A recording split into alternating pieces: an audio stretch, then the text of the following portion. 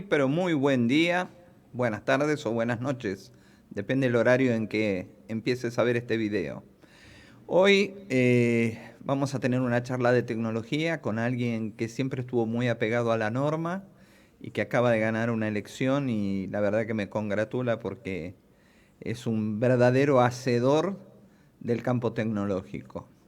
Mi nombre es Marcelo Lozano, esto es IT Connect Secure Stream. Y hoy inauguramos el primer mano a mano de nuestro ciclo. Eduardo Til, bienvenido. Estamos para charlar una horita de tecnología y empezar a, a entender un poco cómo es la función del consejo y cómo estamos viendo la tecnología. Así que arranquemos por la elección. ¿Cómo fue esto? Bueno, ¿cómo te va, Marcelo? Gracias por la invitación. Y bueno, va a ser el primer mano a mano del ciclo. Sí. Esperemos que no terminemos mal. No hay forma.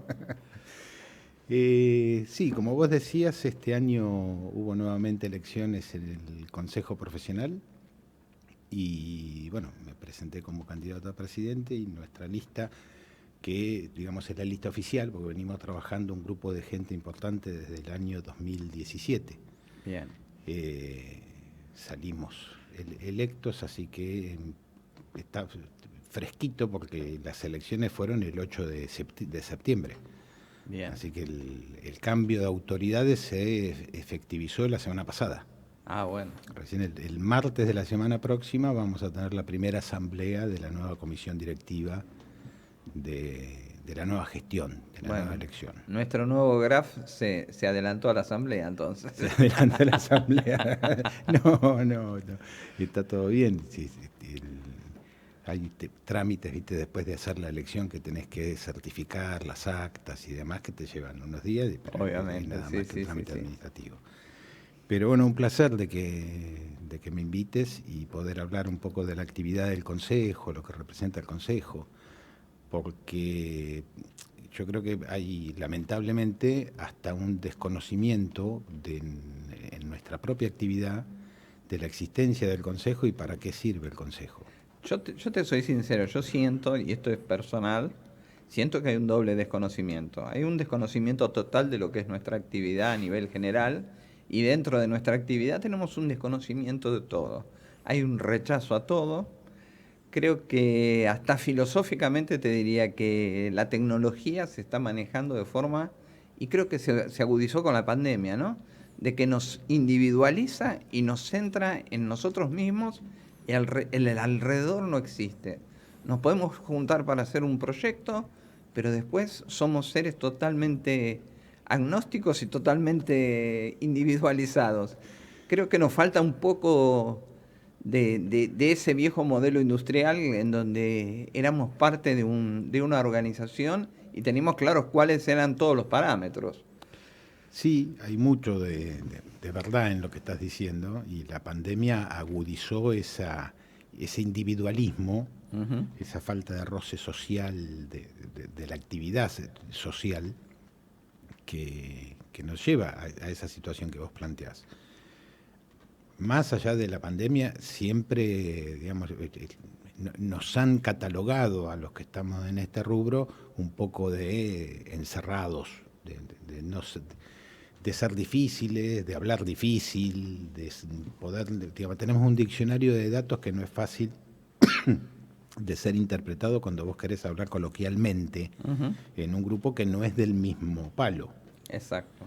Entonces, se complica y hace que quizás por esa falta de entendimiento hasta en el diálogo haya como cierto rechazo o falta de aceptación y entendimiento de muchas de las cosas que planteamos. Creo que hay falta de entendimiento y hay a ver cómo te lo diría, hay una falencia por parte de nuestro sector que somos pésimos comunicadores. Sí, esa es una falencia a nivel general.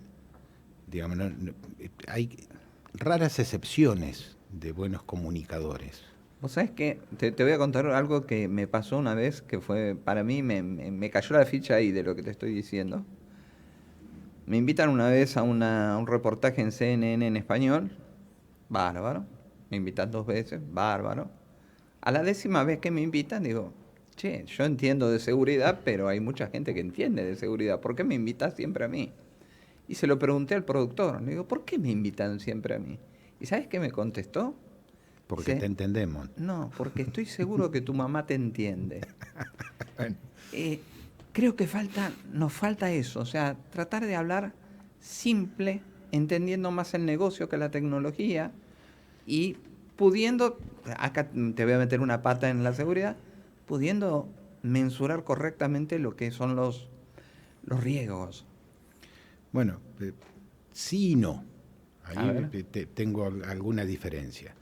Entiendo que podemos ser difíciles, pero cuando vos vas al médico y el médico te empieza a hablar sobre tu diagnóstico después de haber hecho los análisis correspondientes que te mandó a hacer de laboratorio y demás, donde vos incluso mirás los exámenes de laboratorio y decime cuánto entendés de lo que dice en el lenguaje de laboratorio en que te entregan los resultados. Entiendo una banda porque lo googleo, lo escaneo y Bueno, no pero confío en lo nadie. terminás googleando buscando un autodiagnóstico, Sí, que es lo que no se debe hacer. exactamente. Pero en ese sentido es como que también ese diccionario de datos es distinto y no es de uso común, de uso familiar, de uso social. Exacto, sí, sí. Y lo mismo cuando el médico te empieza a hablar sobre el supuesto diagnóstico de lo que te dan los resultados, que después de que lo escuchaste hablar 5 minutos le decís, bueno, y ahora decímelo en castellano. Claro. O sea, ¿qué significa eso? De todo lo que me dijiste, ¿qué es lo que tengo? Entonces, no es solamente nuestra actividad. En todas las actividades hay cosas particulares y cosas peculiares. Y no todos tenemos por qué saber de todo, eso también es cierto. Es cierto. Pero cuando vos le decís al médico, ahora traducímelo al castellano y decime qué es lo que tengo, tiene la facilidad de poder decírtelo en otros términos. A nosotros también se nos resulta muy difícil porque tratar de decir en otros términos cuál es la capacidad de procesamiento que tiene Clementina 21 y no hablar de teraflops y tener que empezar a explicar lo que es un teraflops y entonces irnos y terminamos hablando de la década del 60, de cuando empiezan las primeras acciones en materia de tecnología de informática, Sí, y aburrimos. totalmente. Terminás en un contexto donde es muy difícil porque no es algo que vos lo podés explicar en 2 palabras, sino que tenés que hacer todo un reconto para poder entender de qué se trata. Es mucho más fácil si vos me decís, bueno, en la década del 60 las primeras máquinas que ocupaban, o la década del 70, los grandes centros de cómputo que ocupaban cientos de metros cuadrados para hacer el procesamiento de un 10% de lo que hoy tenés en tu celular. Entonces, ahí llevas una comparación de lo que significa la evolución de la tecnología y el avance tecnológico, y cómo todo se facilitó más y cómo también, digamos, cambió el rol. Yo hace muchos años trabajaba en el primer centro de cómputo que trabajé, se enojaron conmigo porque yo un día puse, hecho en una ProPrinter, con papel de formulario, de formulario continuo, Mamma mía. un cartel tipo banner Sí. para colgar en la puerta del centro de cómputo que decía bienvenidos al Olimpo. Porque era una cuestión de que lo que pasaba puertas ahí adentro era cuestión de dioses, era algo inentendible. Y todo eso que pasaba ahí adentro, hoy es, digamos, moneda frecuente, y la tecnología ha avanzado tanto y la incorporación de sistemas y de aplicaciones que se han ido desarrollando, ya hoy atraviesan a cualquier actividad. Nombrá cualquier actividad y cualquier actividad está relacionada con sistemas, con tecnología, Sí, con es aplicaciones. cross a todo. Es totalmente cross, o sea, la tenés transversal a cualquier actividad. Exacto. Obviamente después tenés lo que significan los sistemas propios de la unidad de negocio coyuntural de cada vertical. No es lo mismo una aplicación específica de banco que una aplicación específica de un retail, ni la aplicación específica de un sanatorio de salud. No son lo mismo. No. Pero sí tenés un montón de cuestiones, No, transversales que son de factores comunes. Liquidaciones de haberes, la consulta de esos haberes, Digamos, los descuentos que se te producen en base a los beneficios que puedas tener, el legajo del personal y las características del personal, los perfiles, los trámites administrativos, son una cuestión que se hace más transversal y más común a la propia del negocio intrínseco de esa vertical. Pero es cada vez más. Entonces, eso también se traslada a que vos, hoy por hoy, tengas el 90% de las actividades que tengas que realizar para interrelacionarte con cualquiera, o sea, no personalmente, estamos hablando de relacionarte con una empresa, con un comercio, con una actividad comercial o profesional, lo tengas que hacer a través de una aplicación. Exacto. Se termina transformando en un factor casi de existencia natural, porque se acepta. La pandemia aceleró muchísimo esos procesos. O sea, veníamos con un cierto avance, pero la pandemia como que empujó, puso el acelerador a fondo. O sea, con esto no voy a decir gracias a la pandemia, pero lamento la pandemia. Pero la realidad es que para el ambiente nuestro fue un impulso, una pata en el acelerador que realmente hoy estaríamos mucho más atrás si no se hubiese producido la pandemia. Sí, ahí tengo un sentimiento divergente. Fue un acelerador en la transformación digital, pero también fue un acelerador en las puertas abiertas, en las grandes avenidas abiertas para el cibercrimen, en donde encontraron todo tipo de vulnerabilidad implícita y explícita. Sí, bueno, eso tiene mucho que ver con lo que, digamos, yo que quiero empezar a visibilizar también desde el Consejo Profesional, de lo que yo denomino quizás, o sea, no quiero que el título sea taxativo, porque digamos, es algo que creo que hay que elaborar en conjunto en la sociedad, pero es la falta de concientización del profesionalismo de nuestra actividad. Porque esto mismo que hablábamos del acelerador de la pandemia, que deja esas puertas abiertas que planteas vos, esa aceleración también produjo una aceleración impensada antes de la pandemia de tener que salir a la cancha, de tener que salir en producción con aplicaciones que pudieran brindar los servicios que no permitían la presencialidad. Exacto. Entonces era la inmediatez. Ahora, luego de esa inmediatez, no hay un plan de acción de revisión, de poder ver realmente cuáles son las falencias que se pudieron haber tenido en base a ese ímpetu de necesidad y que ahora le dé, que asegure ese funcionamiento, que asegure esa prestación, que le dé sustentabilidad. Exacto. Pero igual, permitime hacer un paréntesis, ¿no? Hagamos un mea culpa de nuestra actividad. Nosotros fuimos los inventores del si funciona no se toca. sí, si funciona no se toca, no decir ciertas cosas como, digamos, hay lugares que todavía es muy tabú decir el sistema está estable, es como decir una mala palabra en nuestro ambiente. Sí, sí, sí. Es más, lo digo y me molesta decirlo. Pero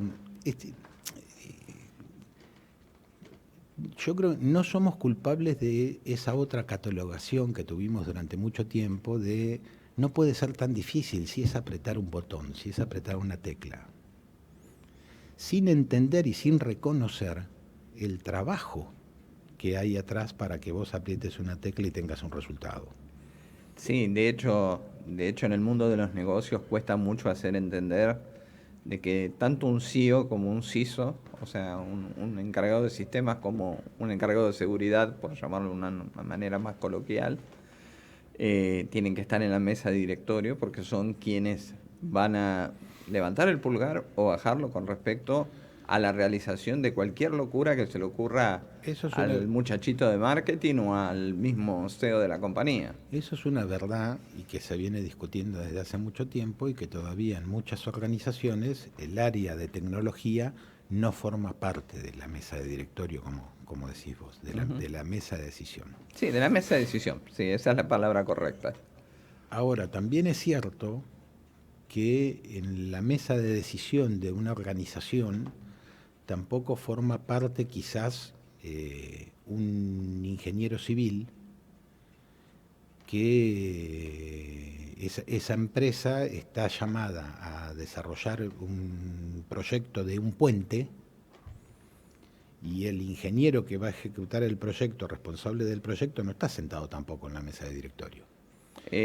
Pero ahí siento, y es parte del modelo de la charla o del debate, ¿no? Siento que el ingeniero civil se va a sentar, va a hacer el cálculo estructural y va a decir, esto funciona o no funciona, lo hace o no lo hace. Y termina siendo el driver del negocio, porque si el ingeniero ve que la estructura no se la banca, para todo y te dice, flaco, yo no firmo. Bueno, a eso mismo voy. Ujú. Nosotros todavía tenemos como esa situación permisiva desde nosotros mismos como profesionales de permitir que se nos objeten proyectos y buscarle alternativas. Quizás porque es más maleable nuestra profesión y se pueden buscar alternativas Claro. y se pueden incluso plantear los objetivos finales de un proyecto, pero modularmente. Te voy a decir, el objetivo final es este, ok, pero lo podemos dividir en módulos y arranquemos con este pedacito, que lamentablemente con este pedacito primero no vas a ver nada, no vas a tener nada para vender. Ujú. En el segundo pedacito vamos a poder tener algo, pero que en realidad va a ser el ambiente donde se recabe todos los datos que produzcan la información para poder después lograr el objetivo. En el Totalmente. tercer escalón vamos a poder diseñar las herramientas para que sean amigables para el uso tanto del backend como del frontend, o sea, del usuario interno como del usuario externo o beneficiario de lo que vayas a hacer. Y en definitiva, cuando llegás al objetivo que tiene la visibilidad para vender en un proyecto que lo podrías haber hecho en 2 años, no menos, que tampoco puedes hacer un puente en menos de 2 años. Sí.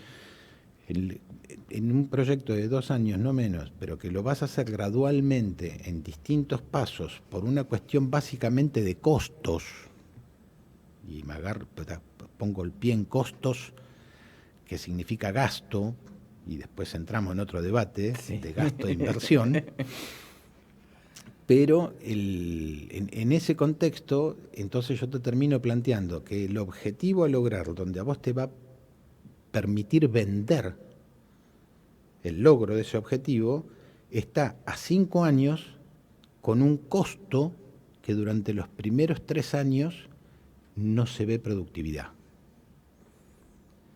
Entonces el proyecto no sirve. Y terminan comprando una solución de alguien que en realidad no le interesa la sustentabilidad, sino que le interesa el negocio, que les promete un resultado para ese objetivo al corto plazo en un costo razonable, ponele, porque también podemos debatir sobre la razonabilidad de los costos en materia de tecnología, Estamos de acuerdo. y lo terminan comprando por el fin del objetivo. Y nadie mide los riesgos. Entonces, ¿por qué te hago la comparación con el ingeniero y con el puente? Cuando vos diseñás un puente y te decidís hacer el puente, siempre tenés en cuenta los riesgos. O sea, el riesgo de apresurar el fraguado del cemento no es, Constituye delito. es delito. Sí. Entonces ese riesgo, vos sabés que si le errás, si tenés un problema, si la pijoteás, si haces algo fuera de lo que realmente hace falta, el riesgo de tener causas penales y civiles a consecuencia del inconveniente que se vaya a producir Sí. es muy alto. Entonces nadie le objeta a ese ingeniero, jefe de proyecto, cuál es la calidad de los materiales, qué tipo de hierro se va a utilizar, los laboratorios a los que voy a someter las ofertas de los hierros antes de la aceptación del producto para llevar adelante el proyecto, Ujú. de torsión, de resistencia, de lo que quieras, y nadie lo va a objetar porque se tiene muy claro el alto riesgo ante un inconveniente. Ujú.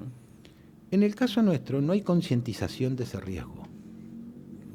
Entonces, el riesgo en nuestra profesión, en ese objetivo, cuando vos desarrollás un proyecto, lo terminan pagando siempre los usuarios, los beneficiarios, los que interactúan, los que usan esa herramienta tecnológica para poder realizar una compra, para poder asistir a una clínica, para poder pasar un peaje, para poder hacer la actividad que se te ocurra, por esto de transversal que veníamos hablando antes, ¿no?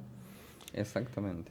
Pero para adentro, en esta analogía que hacíamos con el ingeniero, si se rompe el puente y se cae el puente, esas acciones civiles y penales van sobre la empresa que ejecutó el proyecto, que ejecutó la obra, y sobre el ingeniero que fue el jefe del proyecto, Totalmente. que firmó el plano y firmó las características técnicas de ese puente para poder llevarlo adelante, con su sellito de matrícula de profesional. Exacto. En los casos de proyectos tecnológicos, ¿cuántos proyectos tecnológicos y sus características técnicas para llevarlo adelante conoces firmados por un profesional matriculado que sea responsable de ese proyecto? No conozco ninguno. Yo tampoco. Ninguno, No hay. jamás lo vi. No hay. No.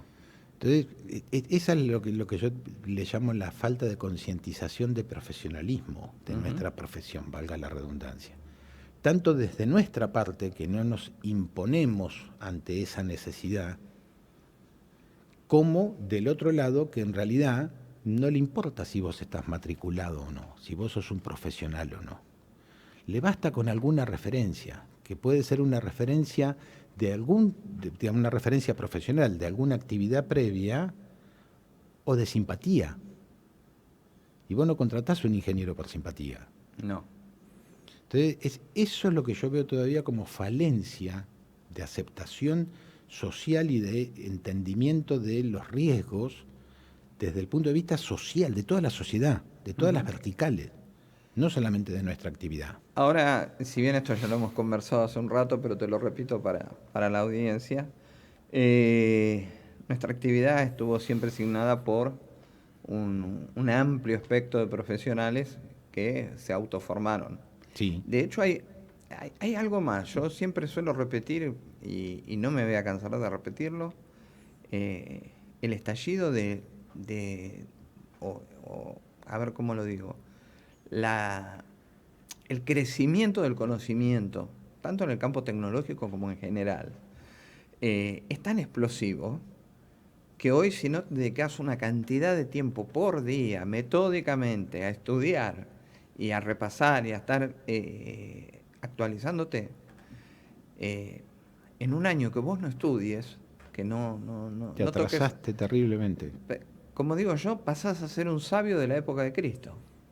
O sea, sí, sabes mucho, pero no sabes nada. Quedaste totalmente afuera.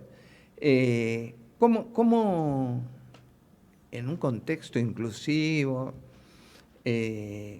cómo sumamos a estos profesionales a un ámbito matriculado? Mira, nosotros desde el Consejo esa situación la comprendemos, la entendemos y nos preocupa y trabajamos por eso. De hecho, cuando el Consejo se creó también con una ventana de tiempo para el reconocimiento de idoneidad. O sea, se abrió un registro de idóneos que duró un tiempo limitado para poder atender justamente esa característica que vos mencionás de aquel que se formó en el campo. Exacto. Que se formó trabajando y no que tenga un título. Porque también, ahí, si querés, entramos en el debate de lo que significa tener un título colgado en la pared y el ejercicio de la profesión. Son cosas distintas. Yo siempre cuento mi caso. Yo me recibí licenciado en marketing y ese día me di cuenta que lo mío era la tecnología. Y empecé a estudiar tecnología, hasta que un día tuve el sentimiento de que si no tenía un título no valía nada. Me aburrí como un oso en toda la carrera y nunca usé el título. Es más, ¿sabes qué? Hasta por filosofía, cuando yo solía viajar mucho a Colombia a dar la última clase del cierre del posgrado de ciberseguridad en varias universidades, y me decían, ¿cómo le pongo? ¿Doctor? No, no soy doctor. Le pongo licenciado. No, no pongas nada, pone Marcelo Lozano. Porque si yo no te demuestro mi conocimiento hoy, el título fue solamente un hito en mi vida. El conocimiento hay que demostrarlo cada día. Y eso es algo que es cultural, no es un llamado o una No, pedantería. y es un ejercicio permanente. Exacto. No es haber cursado una carrera hace 10 años. Lo gracioso es que después terminaban poniéndome doctor licenciado Marcelo Lozano. Bueno, pero eso también es un tema social. Sí, totalmente, no, yo lo comprendo. Yo lo comprendo. Lo que pasa es que también yo no tengo ninguna carrera de grado. Yo soy profesional por reconocimiento de idoneidad en esas características que yo te estoy planteando al inicio del consejo del colegio. Pero hay algo que yo lo tomo como dogma, ¿no? Yo creo que en el área de tecnología, cuando vos te pones el cinturón negro, tenés que desatarlo, dejarlo a un costado y volverte a poner el cinturón blanco para empezar de nuevo. Esto es un constante empezar y negámelo. O sea, cuando empezó inteligencia artificial, ¿sabías algo? No. Yo tampoco. No, y hasta lo veíamos como algo que era más de marketing. Sí, lo mirábamos medio de reojo como diciendo, chango, ¿qué me estás vendiendo? Pero la realidad era otra. Y bueno, y hoy reconocemos que la inteligencia artificial o el machine learning ha evolucionado lo suficiente como para hacer ciertas cositas. Otras tenemos la suficiente, a ver, ¿cómo te digo? Pulcritud de tomarlas con pinzas y probarlas. Sí, es que todo igual tenés que probarlo, porque la inteligencia artificial no deja de ser una inteligencia, digamos, una herramienta tecnológica en base a aprendizaje acelerado acorde a los elementos que vos le brindaste, que vos le incorporaste para que realice ese aprendizaje. Entonces, si el input es malo, el output no puede ser bueno. No. Viste que, como lo dije, ¿no? Sí. Antes lo nombrábamos de otra manera. Sí.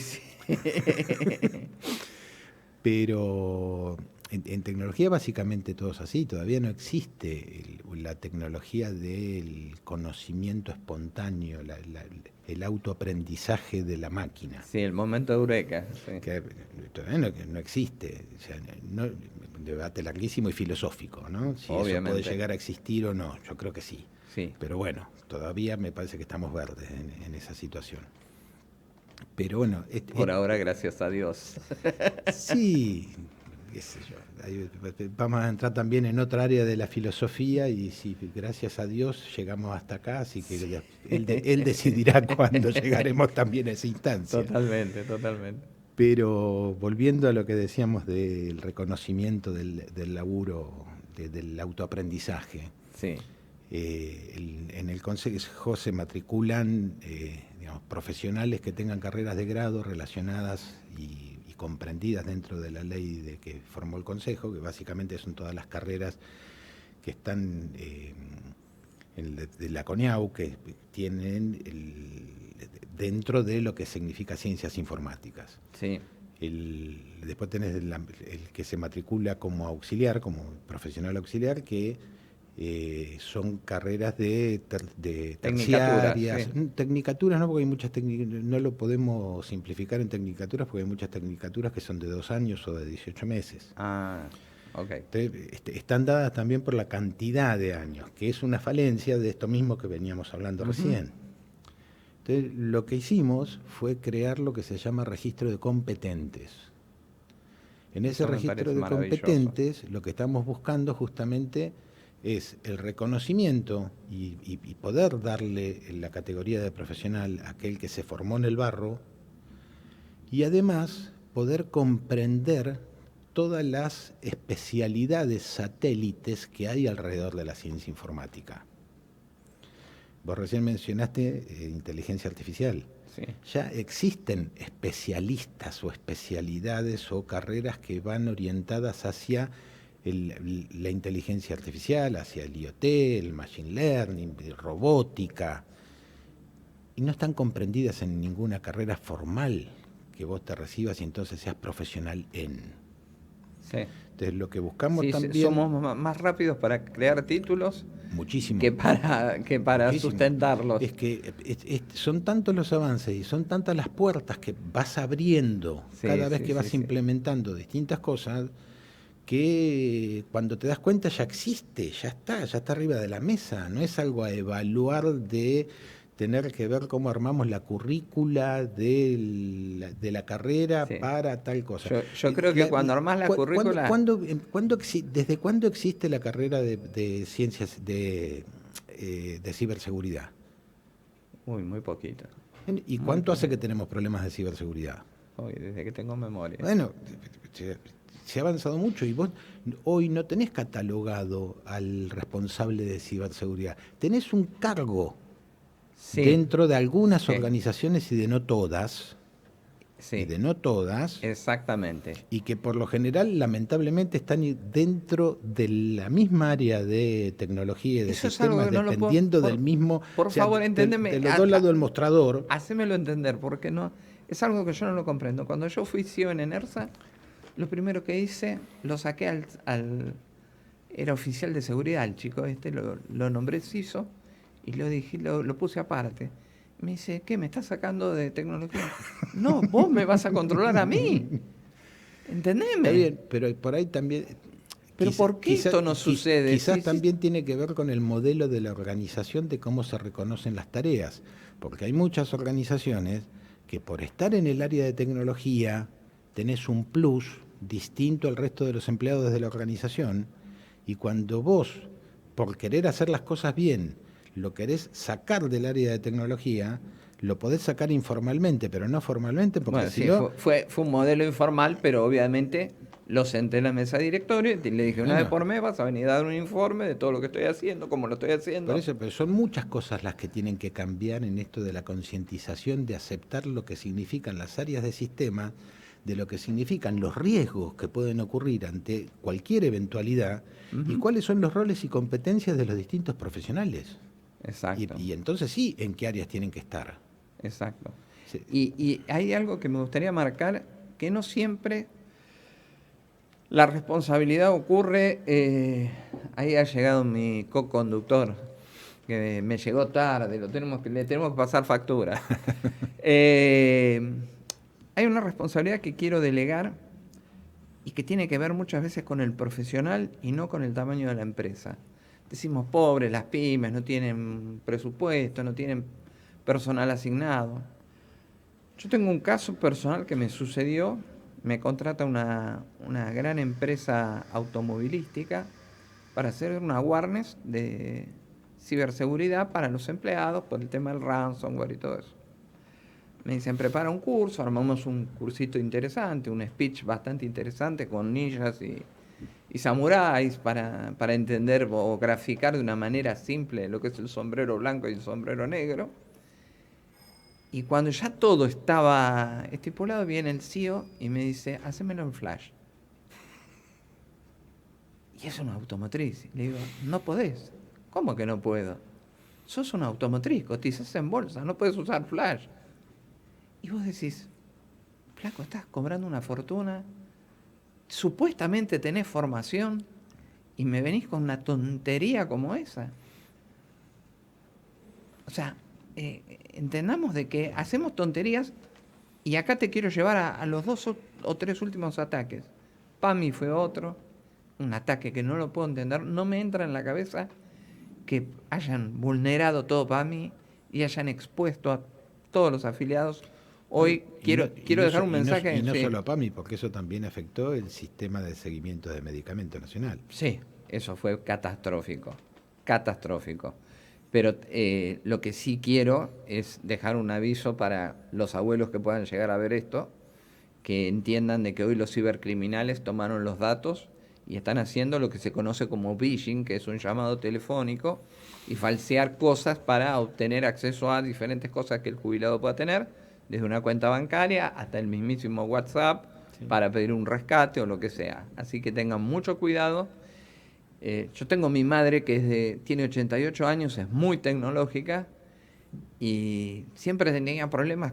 Creo que todos los domingos iba a comer a la casa y todos los domingos tenía que formatearla. Hasta que un día le encontré la vuelta y le dije, mami, toda pregunta que tengas, contesta que no. Desde ahí no tuve más problemas. Pero bueno, este momento quería ponerlo porque obviamente es un momento de servicio social en donde podemos llegar a la gente. Pero volviendo a los ataques. Pero está sí, relacionado con lo mismo que veníamos hablando. totalmente. ¿Cuál fue la consecuencia de ese ataque? La consecuencia real fue la falta de poder adquirir un medicamento, el sistema no funcionaba y las farmacias no expedían el medicamento porque tampoco les llegaban la receta, tuvieron que volver a hacer las recetas manuscritas Sí, increíble. y, digamos, generar toda una logística que ya se había dejado gracias a la virtualidad o a la digitalización, como ponerle el título que quieras, y generó un gran problema de la puerta para afuera, y las consecuencias se ven de la puerta para afuera. Sí, Ahora, ¿cuáles son las consecuencias de la puerta para adentro? el usuario final.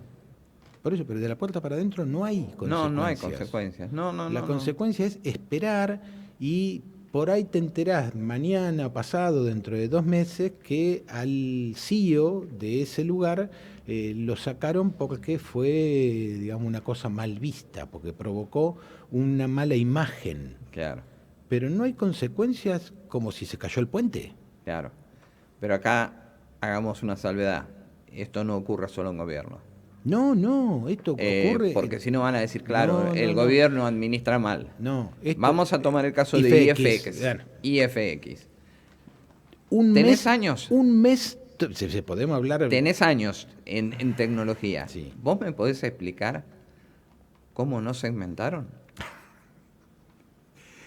¿Vos me podés explicar cómo los Página 1, párrafo 1. los backups estaban en la misma instalación? Es inexplicable. Es como el CEO este que yo te decía. Son cosas que son inexplicables. Vos me podés, o sea, yo creo que en algún momento va a tener ese caso que estás mencionando va a tener consecuencias, porque aparte Sí. afectó 7 países. No estamos hablando 27 en total. Bueno, Pero a nivel gubernamental a a nivel 7, gubernamental a 7. El Poder Judicial de Colombia tuvo que parar sus actividades durante casi un mes, tuvo que sacar una notificación oficial postergando vencimientos y plazos judiciales. Sí. O sea, no estamos hablando de que al chino de la vuelta se le cayó el sistema. No, y no solo eso, Colombia tiene una particularidad que tiene una legislación muy avanzada en el campo cibernético, en donde la Sí. justicia ha trabajado muchísimo y tiene mucho liderazgo. Pero parece increíble escuchar estas cosas, como digo yo, a 23 años del siglo XXI, cosas que allá por el 69, cuando veíamos el hombre en la luna, pensábamos que acá íbamos a estar con autos voladores, estamos Pero todavía en palotes y plastilina 1. cuando pasa el temblor, Sí. cuando el inconveniente es superado, ¿qué acciones conocés que se tomen? O sea, en el caso de IFX, contratarán a otro, dejarán de contratar a IFX como consecuencia, si querés verlo desde un extremo de esos. ¿Es la solución? No. Porque no sé, o sea, cambiar el título de la razón social no sé si es la solución. No. A nosotros que nos gusta estar husmeando en los lugares indebidos para enterarnos de lo que sucede, otra gran nube que no la voy a nombrar, le hicieron una auditoría y tenían 4.500 superadministradores que nadie sabía quién eran. Y estamos hablando de las grandes, de las más grandes. Sí. Y entonces decís, ¿dónde estoy parado? Bueno, pero también es algo raro cuando vos te pones a analizar, o sea, y charlas con alguna organización que tiene algún proyecto y le decís, ¿y vos por qué migraste toda la nube? ¿Cuál fue lo que te decidió a migrar toda la nube? La tendencia a la moda. No solamente la tendencia en la moda, sino que me resulta más barato, me resulta más económico y me despreocupo de la infraestructura y la administración. No entendí, ¿cómo te despreocupás? Totalmente. No me cierra. No hay forma de despreocuparse. No hay forma de despreocuparse. No. Es decir, tenemos todo virtualizado y tenemos todo en la nube. Ajá, ¿y cuántas instancias de virtualización, en qué tipo de máquinas virtuales, tenés corriendo de acuerdo a tu actividad, con qué performance, cómo los... No, yo por eso me fui a la nube, para solicitar un servicio y no tener que preocuparme por esas cosas. No entendiste nada, sí. No entendiste nada. No es simplemente decir, y contrato un llave en mano y no hay ninguna responsabilidad mía. Claro. ¿Y tus datos críticos dónde los dejas? Y no solamente los datos críticos, hay algo que todavía lamentablemente, y en nuestro país se nota mucho, en la mayoría de las organizaciones, o sea, excepto limitadísimas excepciones, que no tienen en su plan de negocio relacionado a la tecnología un sistema de continuidad de negocio, un Business Continuity Plan, que por lo menos albergue la posibilidad de seguir adelante con el negocio a un 30% de la capacidad de producción real, como Exacto. para no quedarte en Pampa y la Vía. Sí, de hecho, algo que sucede y que yo lo suelo conversar muchas veces en las organizaciones, siempre hay que contar con una task force para un momento de un ataque. ¿Por Sí, qué? Porque necesito un tipo de sistemas para que venga con la cabeza fresca y totalmente agnóstica del problema y pueda dar una solución o tener una visión divergente de lo que está ocurriendo. Necesito un abogado para mensurar el riesgo y necesito un comunicador. El silencio es el peor virus que tiene la tecnología. sí. Callarse la boca, no hablar, no comunicar, no prevenir el riesgo que pueden tener los usuarios que fueron víctimas junto con la empresa, porque somos, como usuarios, somos víctimas indirectas o directas, si lo querés, Directas. directas de este problema. No comunicarlo es un problema gravísimo, pero hay que saber comunicarlo. No podemos empezar a hablar, como dijimos al principio, en difícil No. y complejizarlo. Entonces creo que hay muchas cosas que trabajar en lo que es la orientación del campo empresario, que entiendan cuál es, que hoy la tecnología es el driver del negocio y que la seguridad también es el driver del negocio, porque no podés pensar tecnología sin pensar en seguridad. Una cosa va asociada con la otra. Sí, es que vos podés haber alcanzado el objetivo del proyecto inicial que comenzaste, pero nunca terminás con la sustentabilidad de la puesta en funcionamiento del sistema para lograr ese objetivo.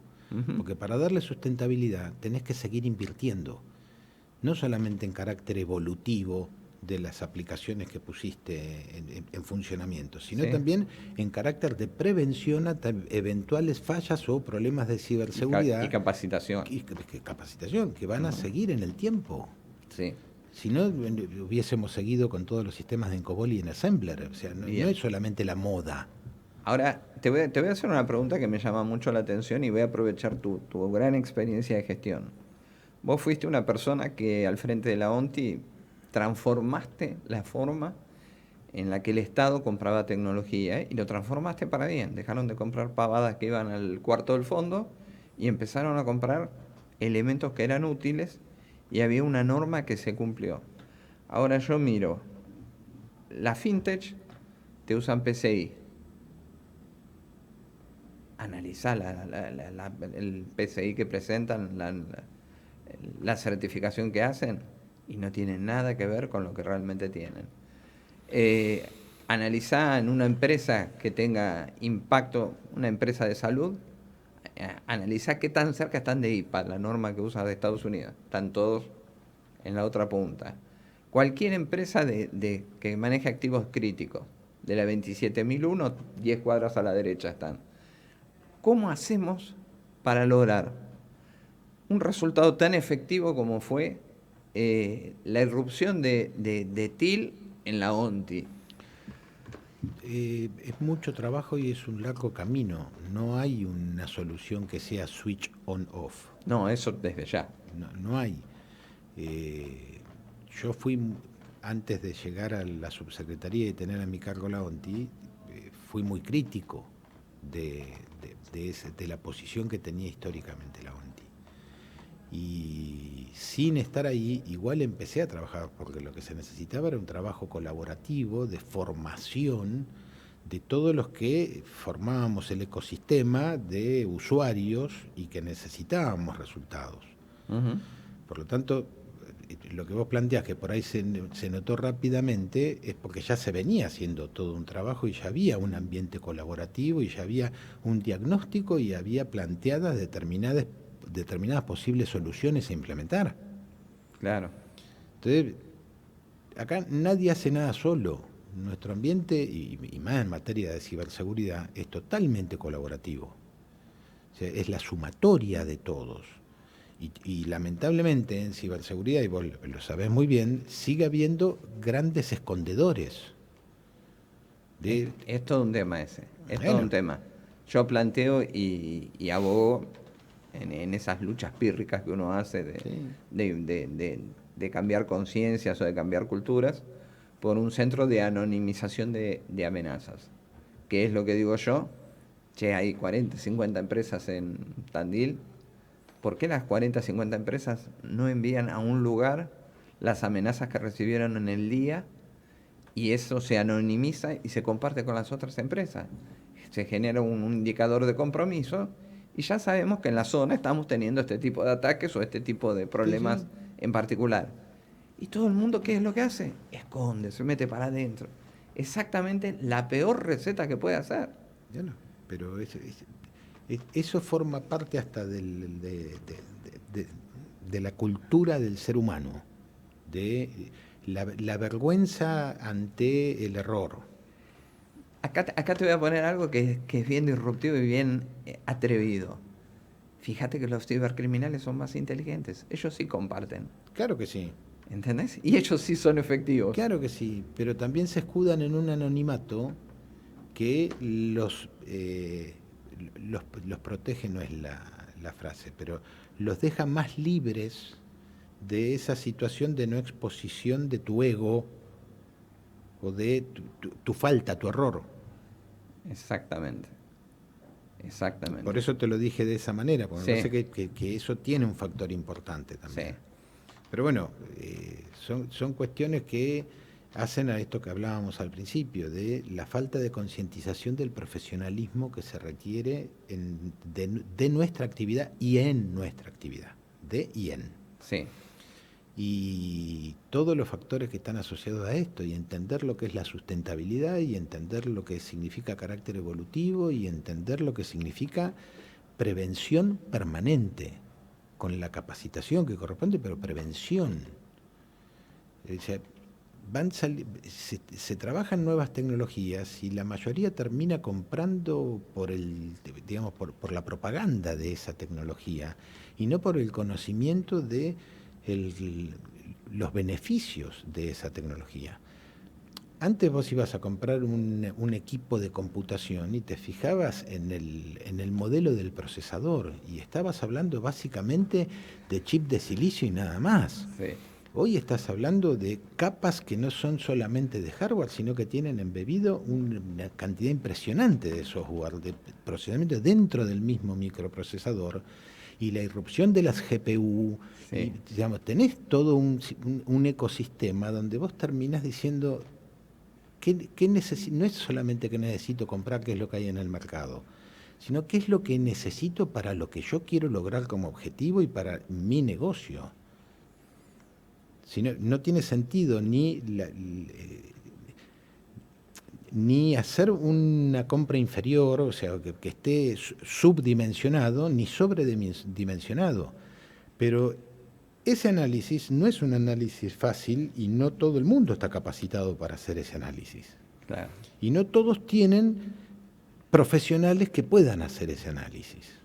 Entonces terminan comprando por lo que hay en el mercado o por lo que tiene en stock la empresa que se sienta con vos, el vendor, el fabricante que se sienta con vos y que tiene disponibilidad, que sabe que puede asistir en cantidad, en volumen, lo que vos estás solicitando y no otra cosa. Es un problema eso. Es un gran problema. Es un problema, pero es real, Sí, sí, sí, sí, forma sí. parte de la realidad. Sí, pero eso condiciona también el negocio, condiciona un montón de cosas que son centrales a la hora de decidir cómo vas a evolucionar tu propio negocio y cuál es el potencial que tenés de evolución. Es un tema central para el cambio. Es el mismo concepto que te decía de por qué elegiste ir a la nube. Es el mismo concepto. Sí, Me vendieron que con esto me saco un problema de encima. Y compraron. Y no estoy yendo en contra de la nube, ¿eh? Lo que estoy diciendo es que no significa nada que vos no seas responsable de la infraestructura porque no lo tenés en tus propios metros cuadrados. Sos responsable también por la infraestructura que te está brindando un tercero. Exacto. Porque vos ahí estás montando tus servicios.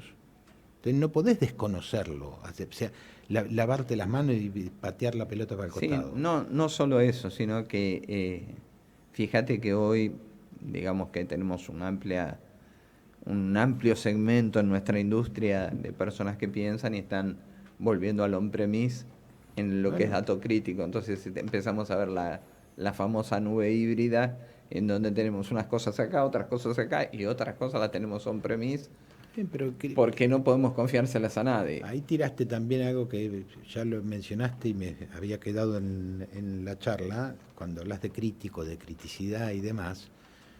¿Cuántos sistemas están declarados como críticos, como infraestructuras críticas en nuestro país y aceptados como tales, y se han tomado los recaudos y existen los proyectos, existen los objetivos de a partir de considerar las infraestructuras críticas, trabajar para que no pase nada o quisiera creer que existe un protocolo.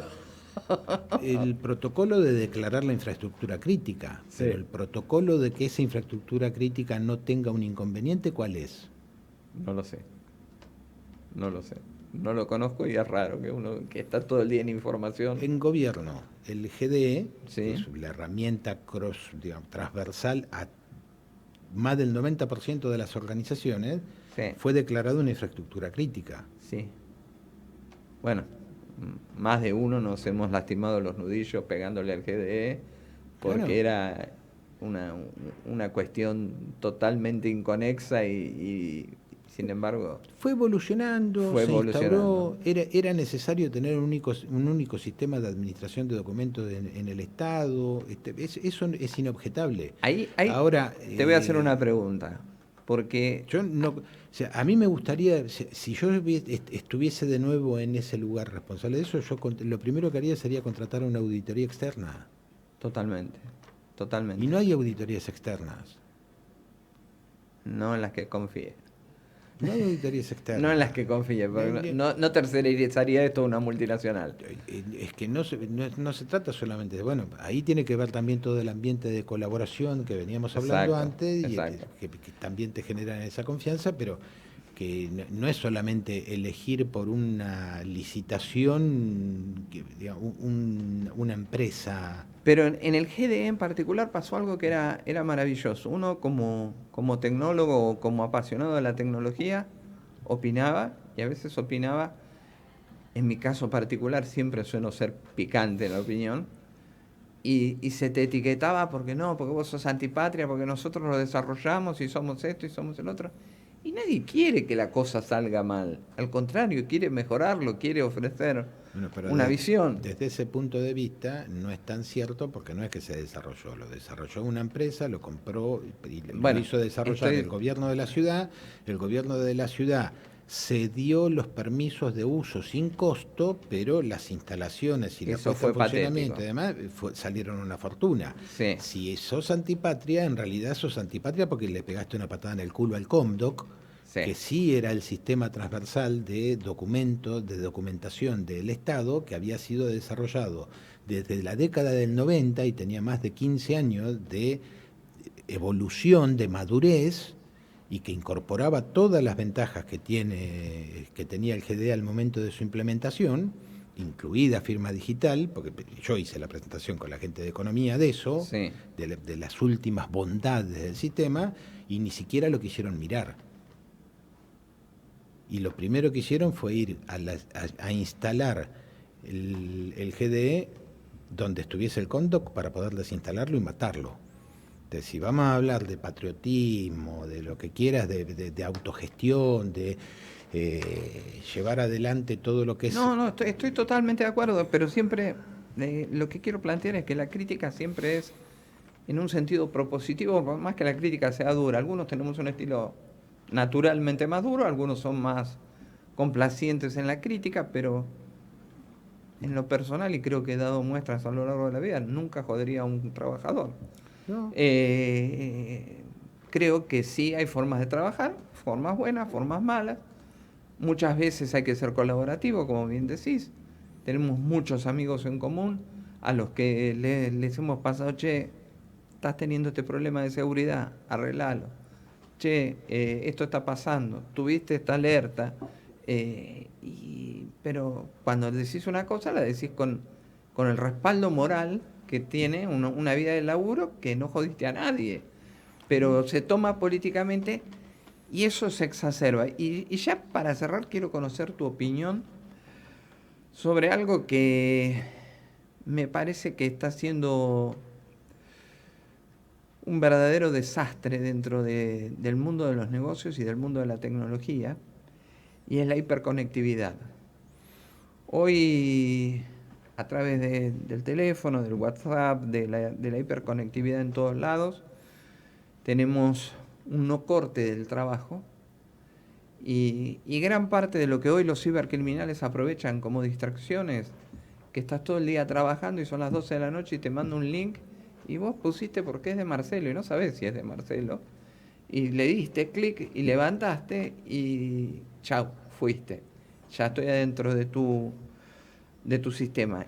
Y aclaremos algo, ¿no? O sea, hoy un cibercriminal está promedio adentro de una corporación 250 días antes de entrar a hacer su propio ataque. Conoce mejor los procesos de lo que vos conocés tus propios procesos. Seguro. Entonces, viene atado a esto que estamos hablando de la reducción de la jornada laboral, pero también del corte electrónico. Es muy difícil, y sobre todo en nuestro ámbito Sí, propio, en nuestra vertical de negocio, de todo lo que tenga que ver con informática y tecnología, y la pandemia y sus aceleraciones también lo exacerbaron, donde uno está totalmente pendiente y ya tenés, digamos, y administrás y generás y gerenciás desde un dispositivo móvil, no bien, solamente accedes a un mail o estamos a de una acuerdo. cuenta. Lo que pasa es que eso también se llevó al usuario común, a la persona de a pie. Y lo que toda esa aceleración no acompañó fue con todo lo que tenga que ver con prevención y capacitación. Entonces van a decir, me llegó un mensaje con un Ahora, link y miro que es de Marcelo y le doy porque me vino que es de Marcelo, y incluso mucha gente hasta tiene aplicaciones donde tienen la apertura automática de un link. wow, Entonces, eso es esas falta, cositas me dan escalofrío claro, todavía. pero es falta de prevención y falta de conocimiento. Pasa que, ¿te acordás hace muchos años que habíamos arrancado con un programa que se llamaba Internet Sano? Sí, Que habíamos hecho desde la ONTI un montón de sí, videos, digamos, tratando de ir a la juventud, al segmento, digamos, que recién iniciaba en la tecnología. Hoy no sabría decirte cuál es ese segmento porque yo tengo nietos de 2 años que usan tecnología. y lo hacen bien. Te digo, Sí, pues yo tengo son uno de usuarios, 8 y te son, garantizo que... son usuarios que gracias a la, digamos, a la facilidad, pero no tienen la capacidad de entendimiento. No, por supuesto, por Pero supuesto. cuando empezás a tener capacidad de entendimiento, tenés que entender los riesgos. Claro. Y cuando tenés que entender los riesgos, digamos, tiene que haber prevención y tiene que haber un acompañamiento mucho más fuerte, que yo creo que hoy es muy débil, en esa prevención sin generar miedo. No significa mostrar únicamente todos los problemas que podés tener, sino que esos problemas existen y que se pueden prevenir. Y entonces capacitándote y entendiendo cuáles son esos problemas y cuáles son las actitudes que vos tenés que tomar como usuario, cuáles son las acciones. ¿Por qué tenés que poner la doble autentificación en el WhatsApp? O Ponele. sea, como un ejemplo de lo que es más habitual en este momento que esté pasando, que yo me hackearon el WhatsApp. ¿Y tenías la doble autenticación? ¿La qué? Sí, sí, sí, sí. O Sí, sea, hay un montón de ahí me prevención. viste una puerta que quiero. Justamente esta semana escuchaba a un, no sé si es diputado o candidato a diputado de los muchachos de Juntos por el Cambio, que promovía el uso de la identificación ciudadana cosa que estoy totalmente en contra. Siempre cito a la ciudad de Londres, quizás la ciudad con mayor cantidad de cámaras por habitante Desde hace décadas. desde hace décadas, y dejaron de hacer reconocimiento facial porque eran más los falsos positivos que las personas que realmente agarraban. Y no entienden que la filosofía evolucionó y ya no hay reconocimiento, sino que hay identificación. Y la identificación tiene que ver con el acceso a. Y ahí es donde tenemos que empezar a trabajar. De hecho, en nuestro segundo programa tuvimos la presentación de un sistema de identificación facial que lo que hacía precisamente era trabajar contra la verificación de un documento y te decía si la persona del documento y vos eras la misma persona. Sí. Hoy es esa la tendencia por encima inclusive del segundo factor, porque no nos olvidemos que muchos utilizan el SMS como segundo factor y seguimos teniendo el problemita de S7 en la telefonía celular. Todo es perfectible y todo tiene que evolucionar y Sí. nada va a durar, digamos, en tecnología nada dura eternamente en el tiempo. Bien. Y hay que entenderlo y hay que cambiarlo. Yo creo que muchas cosas de estas que vos planteás en videovigilancia, no verificación, sino en esto de identificación facial, ha evolucionado mucho. Ayer escuchaba un caso, no me acuerdo dónde fue, que decían, ¿cómo no puedo creer que no tengan operadores mirando los monitores las 24 horas? Claro, no lo podés creer porque tampoco entendés de qué estás hablando. Exacto, Porque exacto. es imposible, una persona pierde Sí, la no saben ni siquiera cuáles son los niveles de atención ni saben nada. Hay mucho no entiende desconocimiento. nada. Y siguen planteándolo hoy en día. Y la realidad es que hay mucha tecnología más relacionada con la inteligencia artificial, si querés, Sí. a videos y accesos y demás, que pueden interrelacionar y que también tiene que haber un factor de interacción y no ser todo totalmente automatizado, buscando cómo saber quién sos vos sin que vos te enteres. Exactamente. Que es en definitiva ese problema. Exactamente. Pero, bueno, si sin vulnerar derechos constitucionales de las personas, ¿no? O sea, siempre cuando se vulneran derechos estás cometiendo un delito. Exactamente. Es así. Pero bueno. En la próxima veremos cuál va a ser la aplicación del nuevo DNI electrónico con la incorporación de chip y sus 3 particiones. ¿Te diste cuenta que nos quedó ese tema afuera, Por Dios. Bueno, siempre nos quedamos cortos con una hora. Te juro que para mí ha sido muy grato tu presencia. Quiero dejar sentado dentro del video que contás con toda nuestra colaboración para cualquier campaña o cualquier cosa que quieran hacer o comunicar. Estamos siempre a disposición. Muchas gracias. Eduardo, en tu vida profesional, como dicen los chicos, siempre has sido muy grosso y para mí es un verdadero honor tenerte en el programa y quiero agradecerte tu presencia. Y bueno, nosotros nos estaremos viendo en el próximo programa y vuelvo a agradecerte que estés acá. Gracias por la invitación y debatiremos y charlaremos todas las veces que quieras. Dale. Bueno, muchas gracias,